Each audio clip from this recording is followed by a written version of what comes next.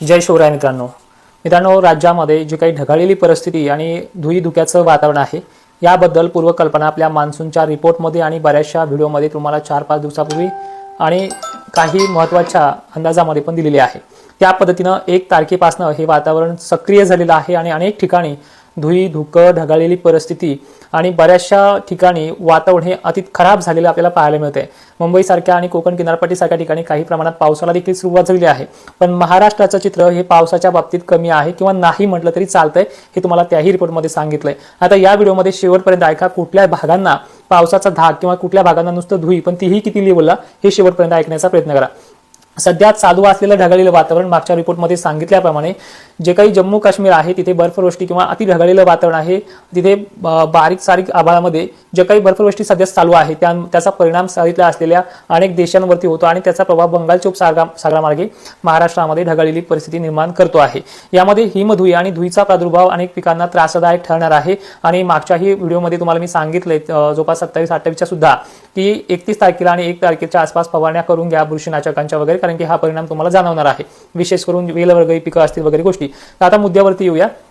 उद्या म्हणजे अनेक ठिकाणी आजच्या 2 तारखेला सुद्धा बऱ्याच ठिकाणी ढगाळलेली परिस्थिती सकाळ ते संध्याकाळ पाहायला मिळणारच आहे, त्यामध्ये काही गत्यंतर नाही। जसं जसं वातावरण दिवस उजळेल तसं तसं ढगाळलेलं अंधुकपणा हे वाढतच जाईल आणि रात्री दिवस मावळत सुद्धा अनेक ठिकाणी ढगाळलेली परिस्थिती आहे। मग पावसाची शक्यता यामध्ये राहील का असे अनेक जणांचे प्रश्न होते। तर किरकोळ भागांमध्ये हलक्याशी धुळी तुटू शकतात, ते सुद्धा चंद्रपूरच्या दक्षिणेकडील काही मुख्य भागांमध्ये किरकोळ अशा प्रमाणामध्ये हा पावसाची शक्यता आहे। भीती वाटत असेल या भागातल्या शेतकऱ्यांना, कांदा वगैरे काढून ठेवला असेल तर झाकून ठेवू शकता, पण धोका नाहीये, तुरी वगैरे पिकांना मोठा धोका याच्यामध्ये पाहायला मिळत नाहीये। तर आणखीन जर महत्त्वाचं सांगायचं झालं तर कुठे अशा अपवाद घडू शकतात का आपले हलक्या सरी वगैरे वगैरे, तर नाशिकमध्ये मोजक्या ठिकाणी आजच्या डेटला असे प्रकार घडू शकतात। सोलापूर सांगलीमध्ये हलक्या सरी खूप तुरळक ठिकाणी घडू शकतात, जास्त काही टक्केवारी नाही, 5-2 टक्केवारी आहे, त्यामुळे झाकलं किंवा नाही झाकलं तरी काही धोका राहणार नाही। मग आभाळाची लेवल आजची तारीख आणि उद्याची तारीख कशी असणार आहे हे देखील पहिले पाहून घेऊयात। आज नाशिक जिल्ह्यामध्ये मालेगाव पश्चिम भागामध्ये, त्र्यंबकेश्वर परिसरामध्ये, शिर्डी अशा अनेक संगमनेर भागांमध्ये किरकोळ अशा हलक्या सरी उतरू शकतात, असं आभाळ देखील दुपारनंतर संध्याकाळच्या वेळेला येणार आहे। छत्रपती संभाजीनगरचा विचार केला तर किरकोळ असं ढगाळलेली परिस्थिती या काळामध्ये होणार आहे, पावसाची शक्यता नसल्यास जमा आहे, किरकोळ हलक्या सरींना आपण पाऊस म्हणत नाहीये। आणि सांगायचं तात्पर्य फक्त याच्यात एवढंच आहे, किरकोळ पाऊस सांगता येईल आणि नाही म्हणता येईल, याच्यामध्ये एकच मुख्य गोष्ट आहे की कुठे एखाद्या गावाला किंवा 5-6 ठिकाणी असं पत्रावून पाणी वगळलं किंवा नेमकं स्फुट तुटणं बंद पडणं, हे जे काही प्रकार घडत असतात ते प्रकार याच्यामध्ये घडू शकतात। याच्यामध्ये सांगली, सोलापूर, कोल्हापूरचा एरिया तर आहेच किरकोळ प्रमाणामध्ये, तसंच छत्रपती संभाजीनगर, शिर्डी पण राहू शकते, पण धोका मात्र नाही।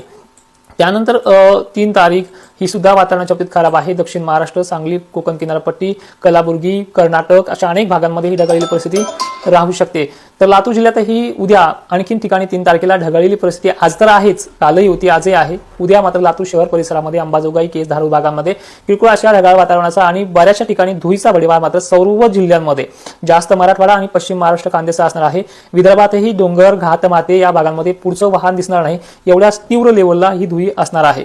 अधिक माहिती आपण संध्याकाळी लाईव्हला तुमचे प्रश्न देखील घेऊयात, ते कमेंटमध्ये आज करा। सध्या रविवार आणि सोमवार हे 2 दिवस सोलापूर, सांगली, सातारामध्ये, ठीक आहे, सांगलीमध्ये कमी प्रमाणामध्ये, पण धाराशिव, सोलापूर, लातूर या भागांमध्ये ढगाळ वातावरणाचा तडाखा पाहायला मिळणार आहे। रेकॉर्ड ब्रेक म्हणजे ह्या वर्षाच्या तुलनेमध्ये, मागच्या डिसेंबर महिन्याच्या तुलनेमध्ये की भरपूर असं ढगाळलेलं वातावरण ह्या मराठवाड्यातल्या जालन्यासह माजलगाव पट्टा, बीड पट्टा, लातूर, सोलापूर, नांदेड पट्टा आणि हिंगोलीसह ढगाळ वातावरण होणार आहे। मग याच्यामध्ये पावसाची शक्यता बघा, लातूरमध्ये तुरळक ठिकाणी एखाद्या गावांना, 4-5 गावांना आपण साहजिक धरूयात, तुम्ही त्या पावसाला नाही म्हणलं तर तिथे एखादून ठिकाणी पडला, तुम्ही म्हणता आम्हाला पडला, तुम्ही तर नाही म्हणले होते, तर हे ह्या पद्धतीने सांगतोय की 4-5 गावांना हे अपवाद घडू शकतात। तूर उत्पादकांना धोका नाहीये, ज्यांचा कांद्याची गंजी असेल वगैरे असेल त्यांनीच ती झाकून ठेवायची, जर असेल तर काही शेतकरी करतात, तर अशाच भागांना ते 4-2 तोडे पडून नुकसान होऊ शकतं, पण अशी पद्धत मोठी नाहीये, ठीक आहे। पाणी साचन वगैरे वगैरे हलके किरकोळशी तुळे ह्या व्हिडिओमध्ये काय समजून घ्यायचं हे पण एका मिनिटात सांगतो।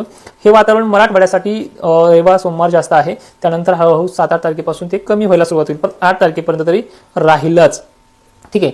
आता विषय असा आहे, हे वातावरण सोलापूरला देखील सोमवार मंगळवार जास्त आहे आणि त्याचबरोबर ह्या वातावरणाचा इंड हा जो आहे तो मंगळवारी दुपारनंतर किंवा संध्याकाळी होऊ शकतो। तर मित्रांनो, ह्या व्हिडिओमध्ये एवढं लक्षात घ्या जे तुम्हाला आतापर्यंत समजलं किंवा काही ना समजलं असं, त्यांनी कोकण किनारपट्टी आणि मुंबई सारख्या ठिकाणी पाऊस होत राहत असतो, त्यामध्ये एखाद्या ठिकाणी 15-20 दिवसांनी आला पाऊस तर तो पाऊस त्या ठिकाणी नुकसान एवढं करत नाही. पण मराठवाडा, पश्चिम महाराष्ट्र, विदर्भ आणि मराठवाड्यामध्ये येणाऱ्या पावसानं नुकसान होत असतं, पण त्या लेवलचा पाऊस नाही जो तुमचं नुकसान करेल. किरकोळ असं पत्रावून पाणी वगळेल असे सुद्धा नाशिक जिल्ह्यांमध्ये जर मोजले, अख्ख्या जिल्ह्यांमध्ये हजारोपैकी 5-6 गाव आपण ग्राह्य धरू शकतो. पण हलक्या सरी त्यामध्ये सुद्धा नुकसान करणारी कंडिशन नाही. तुम्हाला कुठे पडला तो पण मिळ लागणार नाही बऱ्याचशा शेतकऱ्यांना. तशी पद्धत लातूर, सोलापूर, बीड, जालना, परभणी, नांदेड पट्टा अशा भागांमध्ये आहे.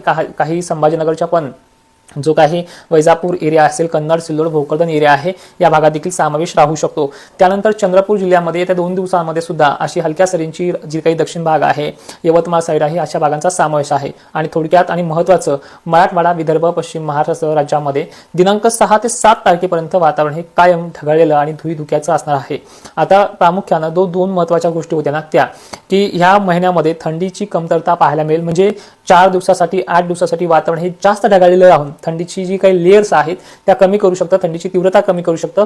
तर ते तुम्हाला पाहायला मिळते कालपासून. आणि सकाळच्या थंडीमध्ये जी वाढ आहे ती तेवढीच प्रमाणात राहील, थोडी कमी अधिक जाणवू लागेल. ती उद्यापासून म्हणजे अजूनही आजच्या 2 तारखेपासून उद्याच्या 3 तारखेपासून ती अजूनही कमी पाहायला मिळेल.